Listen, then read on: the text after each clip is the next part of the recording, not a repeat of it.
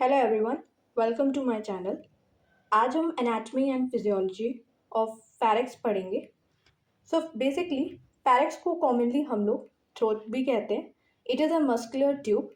It is a shared pathway of digestive system and the respiratory system. It connects the nasal and the oral cavity to the esophagus and larynx. So basically pharynx को हम commonly throat भी कहते हैं। ये एक muscular tube होती है जो डाइजेस्टिव सिस्टम और रेस्पिरेटरी सिस्टम दोनों का एक कॉमन पाथवे होता है। और एयर और फूड जो होते हैं दोनों ही इसी स्ट्रक्चर से पास होते हैं, इसीलिए फैरिक्स का जो रोल होता है वो बहुत इंपॉर्टेंट होता है। Next we have a location and the size. So pharynx जो होता है extend from the nasal cavity to the oesophagus. It end around the level of C6 cervical vertebra.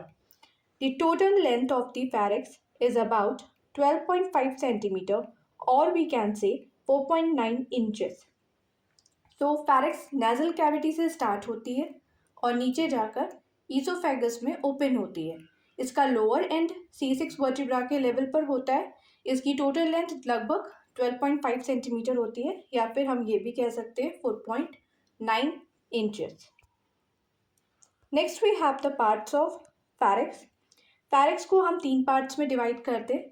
नाजोफैरिक्स, ठीक है, ओरोफैरिक्स एंड द लैरिंजोफैरिक्स, जिसको हम लोग हाइपोफैरिक्स भी कहते हैं.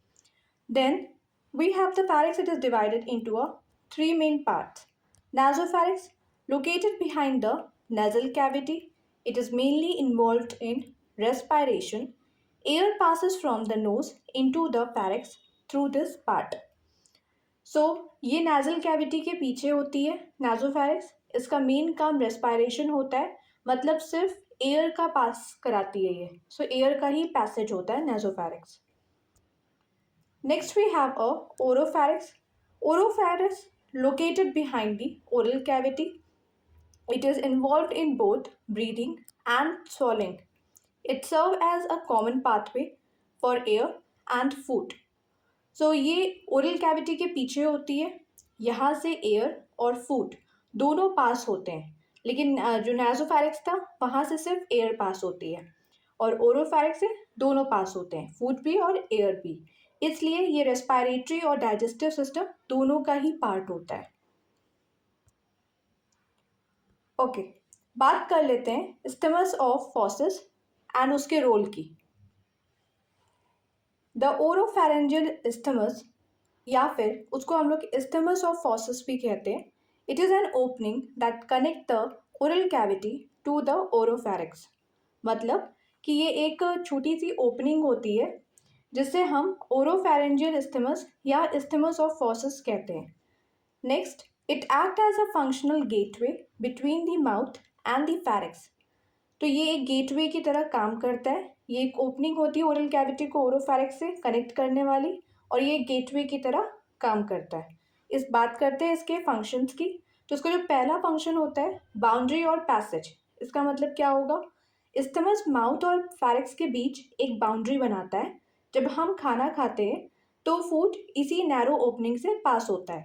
इसके बॉर्डर जो होते हैं सॉफ्ट पैलेट, टंग और प्लास्टोग्लॉसल आर्चेस से बना होता है.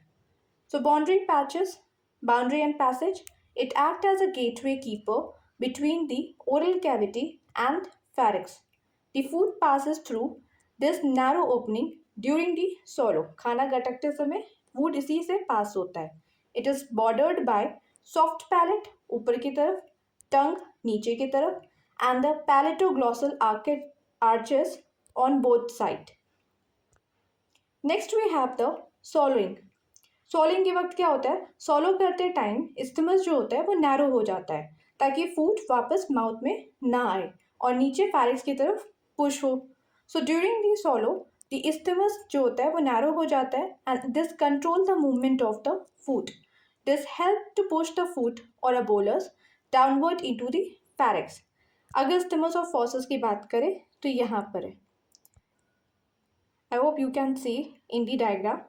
बाकी सॉफ्ट एंड हार्ड पैलेट के बारे में हम लोग ऑलरेडी डाइजेस्टिव सिस्टम में पढ़ चुके हैं. अल्ना के बारे में भी हम पढ़ चुके हैं, और let's move on next. Third आता है प्रिवेंशन ऑफ द फूड रिगर्टिटेशन। मतलब सॉफ्ट पैलेट के ऊपर उठने और स्टमक के नैरो होने से फूड जो होता है वो सिर्फ ईसोफेगस की तरफ जाता है, ना कि वापस माउथ या नेजल कैविटी में। So it work along with the soft palate elevation, उठना, ठीक है, ensures the food move only towards the oesophagus and the prevent the food from going back into the oral cavity और a nasal cavity. Next we have the phonation या फिर speech. तो basically regulate the air pressure and the airflow during the speech. It helps to close or open the passage between the oral and nasal pharynx. Contribute to clear the voice and the sound resonance. मतलब क्या होगा? बोलते time isthmus air pressure और air flow को control करता है। ये oral और nasal pharynx के बीच पैसेज को क्लोज या ओपन करके क्लियर और प्रॉपर स्पीच बनने में मदद करता है। Okay, so I hope clear हो गया होगा। Next we have the laryngopharynx. It is the lowest part of the pharynx. It lies behind the larynx. It's open into the esophagus. It also participates in both digestion and respiration. So laryngopharynx ये pharynx का lowest part है। ये larynx के पीछे होती है और आगे जाकर esophagus पे open होती है। ये भी एक air और food दोनों के लिए passage होता है। Next we have the walls of pharynx. Pharynx की वॉल जो होती है वो 3 लेयर से मिलकर बनती हैं, म्यूकोसा, सब mucosa and the muscular layer. तो बात कर लेते हैं पहले म्यूकोसा की। It is a innermost layer made up of the stratified squamous epithelium. It secrete the mucus to keep the surface moist and the protected. ये innermost layer होती है म्यूकोसा। इसमें स्ट्रेटिफाइड स्क्वैमस एपिथेलियम होता है जो mucus secrete करता है और लाइनिंग को मॉइस्ट रखने में हेल्प करता है। नेक्स्ट वी हैव अ सब म्यूकोसा। सो सब म्यूकोसा मिडिल लेयर है made of the connective tissue. ये कंटेन करता है blood vessels, lymphatic vessels and the nerves. It provide the nutrition and the nerve supply. तो सब म्यूकोसा मिडिल लेयर है, इसमें ब्लड वेजल्स, लिम्फ वेजल्स और nerves होते हैं जो न्यूट्रिशन और नर्व सप्लाई देते हैं।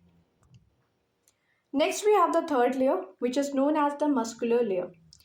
It is the outermost layer which is made of the involuntary muscles, include superior, middle and inferior constrictor muscle. These muscles help in the swallowing by pushing the food downward, peristalsis movement जिसे हम कहते हैं। सो ये outermost layer है, इसमें superior, middle और inferior constrictor muscles जो होते हैं वो होते हैं। ये मसल्स फूड को नीचे पुश करते हैं जिससे हम पेरिस्टाल्सिस कहते हैं। सो बेसिकली हमें पता है कि पेरिस्टाल्सिस क्या होता है। ये एक वेव लाइक मूवमेंट होता है जिसमें कंस्ट्रिक्शन एंड रिलैक्सेशन होता है। And last we have the function of the pharynx. पहला फंक्शन है digestive function. It helps to move the food from the mouth to the oesophagus during the swallow. So food को mouth से oesophagus तक ले जाने में ये help करता है pharynx. Then we have the respiratory function. It allows the air to pass from the nasal and oral cavities to the larynx and trachea. तो एयर को नेजल और ओरल कैविटी से लैरिक्स और ट्रैकिया तक पहुंचाता है, ठीक है, फैरिक्स इसमें भी हेल्प करता है। Then third we have the voice production. It helps in regulation, airflow and resonance which contribute to the speech. Speech में resonance और airflow को regulate करता भी है pharynx. Then we have the protection. The epiglottis cover the trachea during the swallowing and this prevent the food from entering the respiratory tract. मतलब क्या हुआ, सॉलो के टाइम एपिग्लॉटिस जो होता है ट्रैकिया को कवर कर लेती है, जिसको हम लोग ट्रैकिया को विंड पाइप भी कहते हैं, ताकि फूड जो होता है विंड पाइप में ना जाए। उसके बाद आता है maintaining the air pressure. So air pressure balance भी करता है। फैरिक्स ईयर के अंदर एयर प्रेशर को यूस्टाचियन ट्यूब के थ्रू बैलेंस करता है। So pharynx help balance a air pressure inside the ear through the auditory tube. So now we have some MCQs based on the topic which we have just gone through. तो एक बार इनको practice कर लेते हैं। तो पहला question है, the pharynx end at which vertebral level. तो किस लेवल पे जाके ये एंड होता है? We all know C6 vertebra पे लेवल पे जाके ये एंड होता है।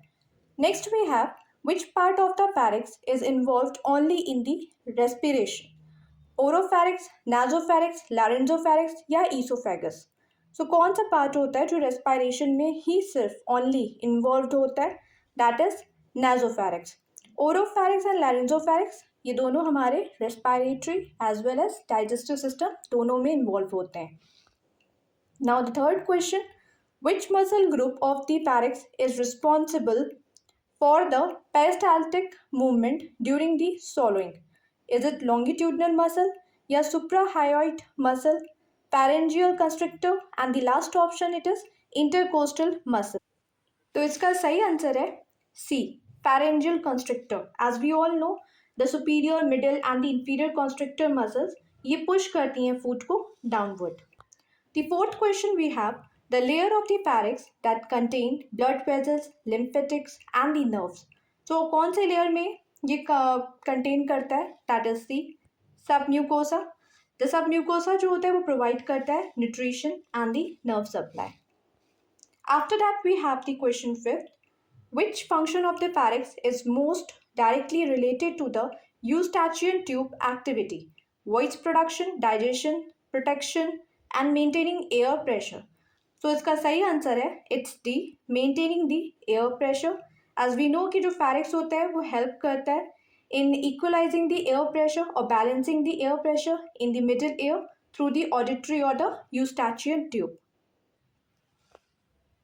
So this was it. If you found this video helpful, then please don't forget to like, share and subscribe to the channel. It's truly motivate me a lot.